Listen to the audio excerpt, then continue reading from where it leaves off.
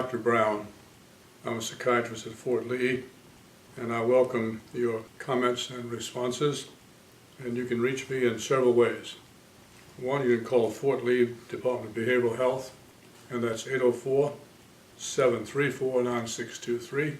Contact us that way, or look at the other videos we have made and the CDs. Today is a special presentation on ways that I think you can help yourself to learn to deal with your bad dreams. I'm going to be looking at my notes, but I'll be looking also at you and looking to the future for you, that you can overcome these things that keep you from sleeping. The first question I have is, why is it that combat soldiers can't sleep? I can tell you, after working with somewhere close to 15,000 soldiers, different encounters with them, that it's the number one problem in returning from combat, that is, insomnia. So I've listed 5 things why combat soldiers can't sleep. One is bad dreams, scary dreams, messed up dreams, recurrent dreams, and dreams that seem so real it's hard to imagine that the dreamer is in fact asleep. We're going to talk about these in several distinct ways. One of the worst ways is trying not to think about them. It does not work. Let me guarantee you that trying to put bad ideas or bad dreams out of your mind is never successful. Trying not to understand them is also unsuccessful.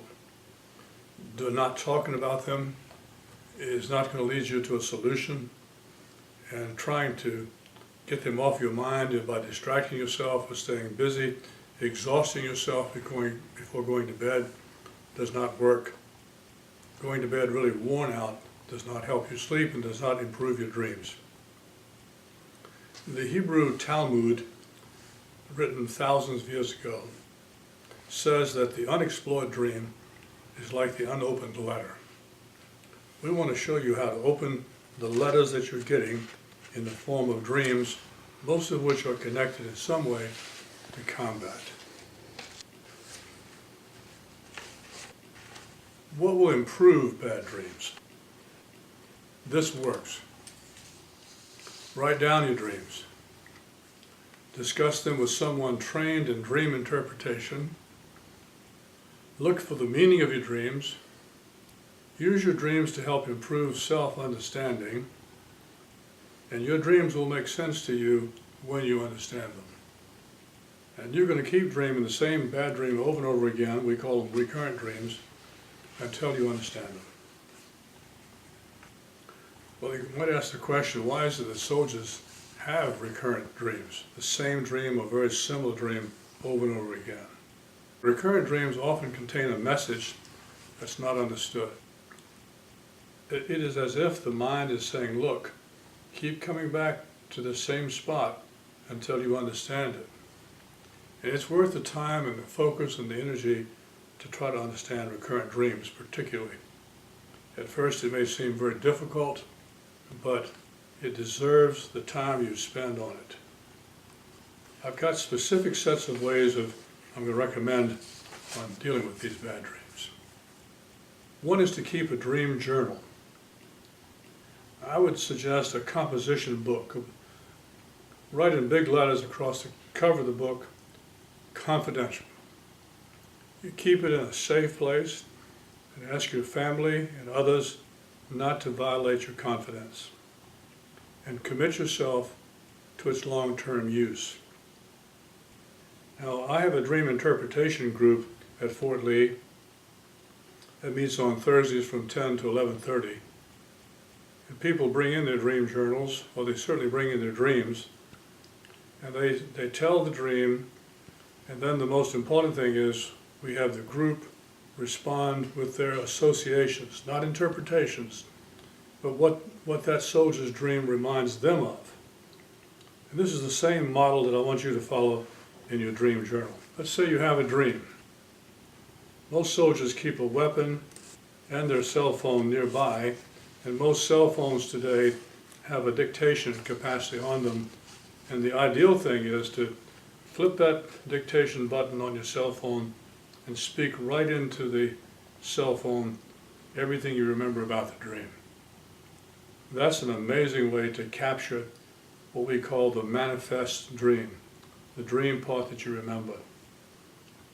And then see if you can go back to sleep. That's hard to do. It may be necessary to get up for a little while, do something boring, and then go back to bed. Do not look at your clock. You're not a night watchman. The worst thing you can do is look at the clock and say, oh my goodness, it's 2:30 or 3 and I'm wide awake. Leave the clock face turned away from you and make sure you have a good alarm system on your clock or your cell phone, and let yourself go back to sleep.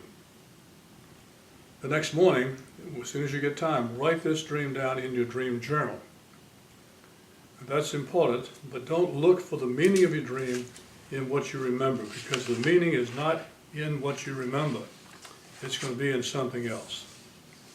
Now, I call this part 2 of the dream journal, and this is where you write down, just underline or put a circle around what you've written in your dream journal about what you remember. Look for words, phrases, numbers, colors, sound, or anything in your dream that seems to have something you can associate to. And then write down your associations. Now, by associations, I mean any thought, no matter how stupid, how unrelated it may seem to be, write down your associations. That's where the dream meaning is going to be found. The more associations you write down, the better understanding of the dream you're going to have. You might be able to take simply your own associations and come up with the interpretation of that dream. More likely than not, you're not going to be able to. You're going to need some professional help in doing that, and I suggest you take it to a provider in behavioral health, but especially to someone trained in dream interpretation. Now, I'm going to see if I can remember a couple of dreams and the associations that the soldiers had to the dream to give you some examples of this. One of the things that's so upsetting about bad dreams is they seem so irrelevant. They seem so crazy. They seem so hard to understand. You might say to yourself, why am I dreaming something like this? My goodness, I must be losing my mind. I've never seen a soldier yet, no matter how much trauma they've been involved with, who's lost their mind. Put that idea out of your mind. What you're going to find is that as you understand your dream, it's going to free you up. So you won't be stumbling all day long and all night long over unresolved conflicts. So we had a chief warrant officer, a CW5. There are damn few CW5s in the Army. That's the highest rank you can reach as a warrant officer. And this warrant officer was a man with 32 years of active duty, multiple deployments, and he was in the aviation division. He was responsible for the maintenance of all the helicopters in his unit. And they went over, I think, with 15 helicopters from Fort Benning and later from Bragg. I think more directly the last deployment was at Bragg. So they went over with the helicopters. And so you would think he would dream about helicopters in combat, but he didn't. He didn't even dream about combat. This is the dream that he remembered. Now, technically we call this the manifest dream, but the interpretation is going to be in the associations. We call that the latent, L-A-T-E-N-T dream. He dreamed that he was on an airplane, a winged device, a regular standard airplane. And on the airplane was President Obama and some soldiers. And the airplane clipped its left wing against a building and crashed. And he was in the water. The water was cold. He felt himself in the water. I had the feeling of the fuel being in my mouth. And I said, are you smelling fuel? And he said, I'm tasting it. It's over my face in my dream. And he saw two naked women off to the side. And he wakes up before he's shot. And that's the dream. He wakes up in a start, his heart is pounding, he's sweating. It's just as if he had been shot down, crashed, or whatever. Here he is in the water. All right, so he reports this dream also to the dream group. There were about 5 soldiers there, all in combat. And so the more people you have with a similar background to yours, maybe your own family, or you're somebody in your unit, or somebody been deployed with the same kind of unit you've been with, these soldiers went around the room and they gave their associations to the dream. Somebody said, well, the president is the commanding officer, so that stands for your CO. And he went down, somehow the CO was involved in this dream. And somebody else said that the left wing, clipping the building, stands for the left wing of which is the Democratic Party. It's the more liberal political party. Somebody said they had all kinds of thoughts about the naked women, but the dreamer said it didn't seem they had much to do with the dream. And being shot at is something they dread all the time, of course, because small arms fire was just like the punctuation between IEDs and RPGs and all kinds of things like that. So it's in deployment living under constant dread of being killed or injured. So then we turned to him and said, what are your associations? And of course, there's nothing more important than the dreamer's associations. Because what's happening here, the manifest dream is tapping into what your stored memories. And he said, I'm going to tell you all something I've never told anybody. And we all got real quiet. And he said, my closest friend was killed in a helicopter crash in Iraq, and 2 helicopters struck each other, and they both crashed, and the one that my best friend was in, he was killed. And he said the recovery team brought back a small box that they gave me, and in that box was all that remained of the helicopter and the occupants.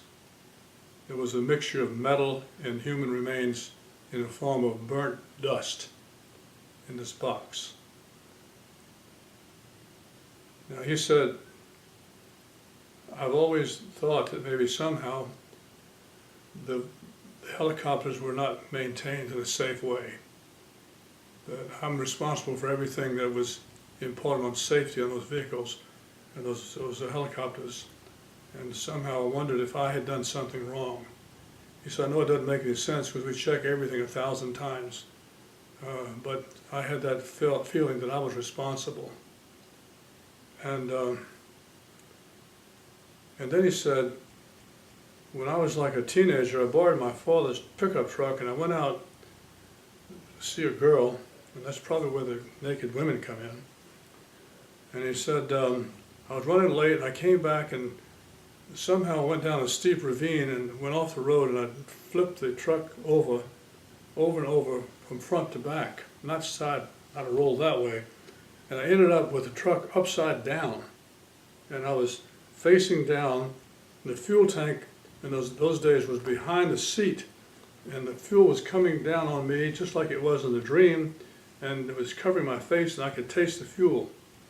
And somehow, because I was upside down, it took me a while to get out, but I got out and I went home, and I didn't want to wake up my father, but I got my brother to come back, and he said, well, let me get in there and turn the engine off.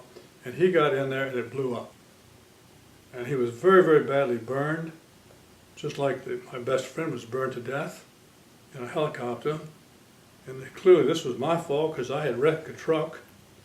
And my brother was in the hospital, I think, for 4 weeks from the burn that I caused. The group got very quiet.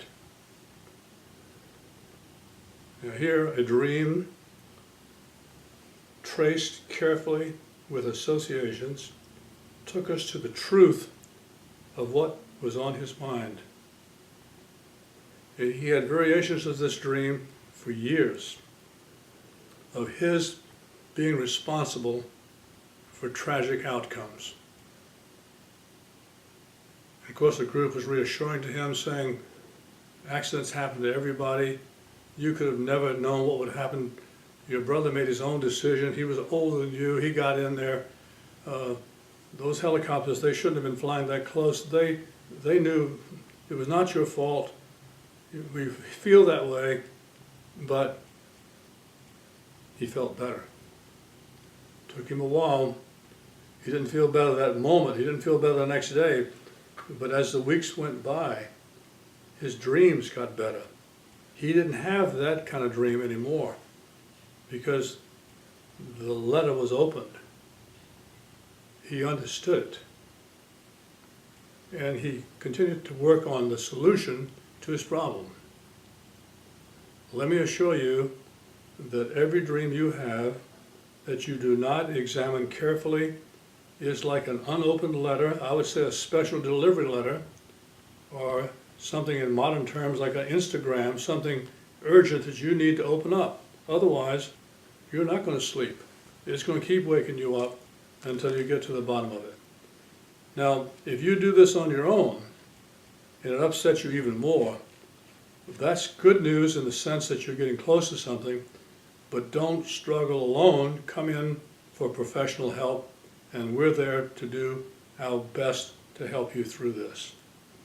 As a quick review, get a dream journal. It's not going to help you to avoid your dreams, to make believe that you can get so tired that you would have to sleep. It'll still wake you up.